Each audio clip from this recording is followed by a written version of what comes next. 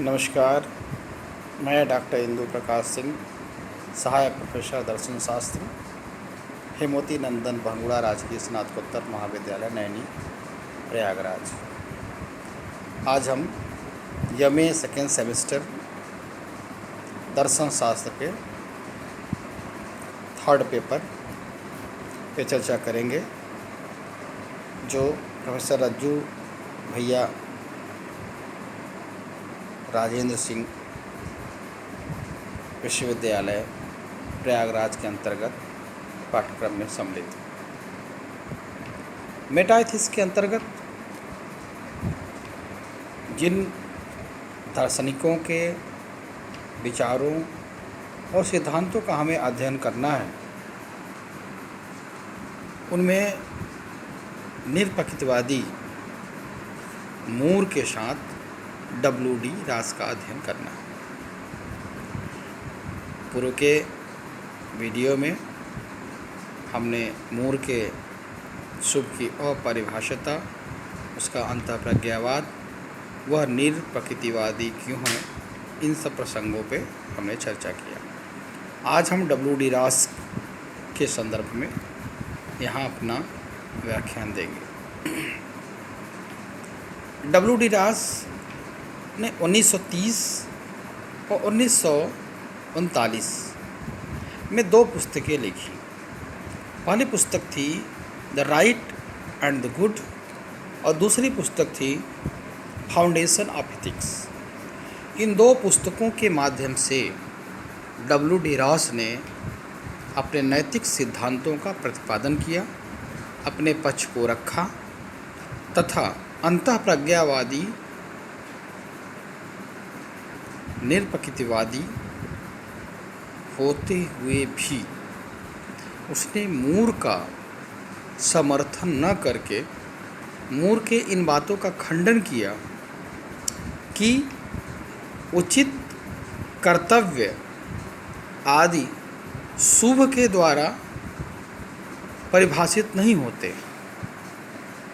जैसा कि मूर ने कहा कि शुभ के आधार पर उचित की परिभाषा की जा सकती है। शुभ केंद्र बिंदु में है और उचित गौण रूप में है। इसका WD रास ने खंडन किया। उन्होंने कहा नहीं, उचित, कर्तव्य और शुभ ये तीनों निरप्राकृतिक हैं, जैसा कि मूर ने शुभ के संप्रत्यय के विषय में लिया। WD रास को कहना है कि कौन सी वस्तुएं अपने आप में शुभ हैं, तो उनमें मात्र शुभ ही नहीं है, उचित और कर्तव्य भी है। उचित भी अपरिभाष्य है। जैसे मूर शुभ को अपरिभाष्य मानते हैं, उसी तरह से WD रास ने उचित को भी अपरिभाष्य माना। WD रास ने ये प्रश्न उठाया कि कौन से कर्म उचित हैं, कौन से कर्म अनुचित हैं। जैसे चोरी करना अनुचित है, सत्य बोलना उचित है, अपने वचन का पालन करना उचित है, किसी से कर्ज अगर लिया गया है तो कर्ज चुकाना उचित है। अब प्रश्न उठता है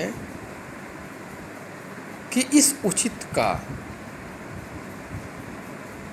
मापदंड क्या है? कौन से कर्म उचित हैं, कौन से अनुचित हैं? अगर इसका आपस में विरोध होता है या टकराव होता है तो इसका निर्णय कैसे होगा? WD रास ने बताया कि नैतिक उपयुक्तता एकमात्र मानदंड है।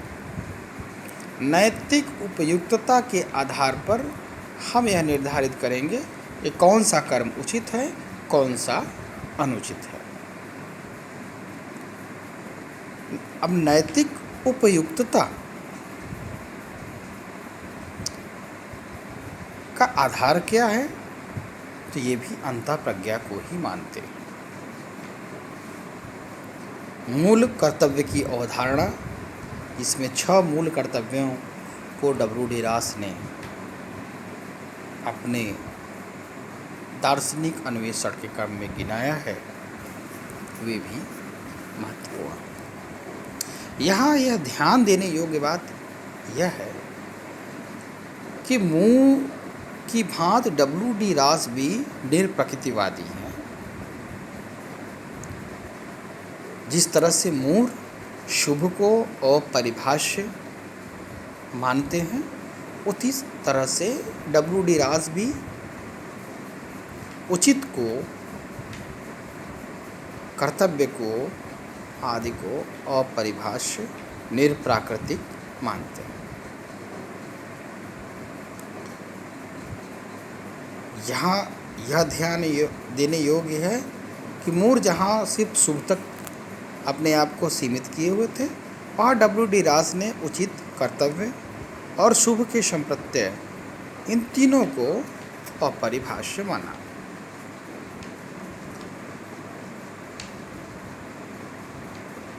W.D. रास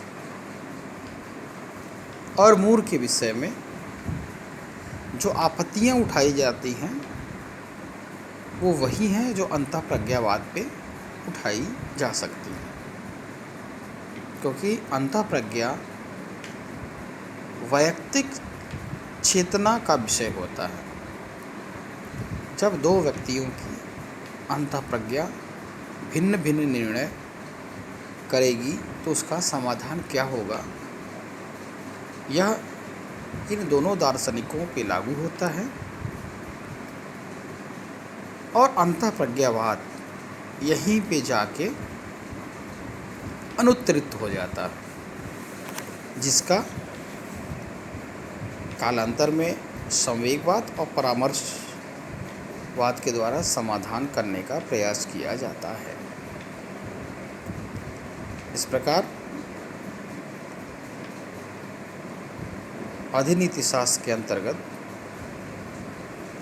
निरप्रकृतिवाद, अंतःप्रज्ञावाद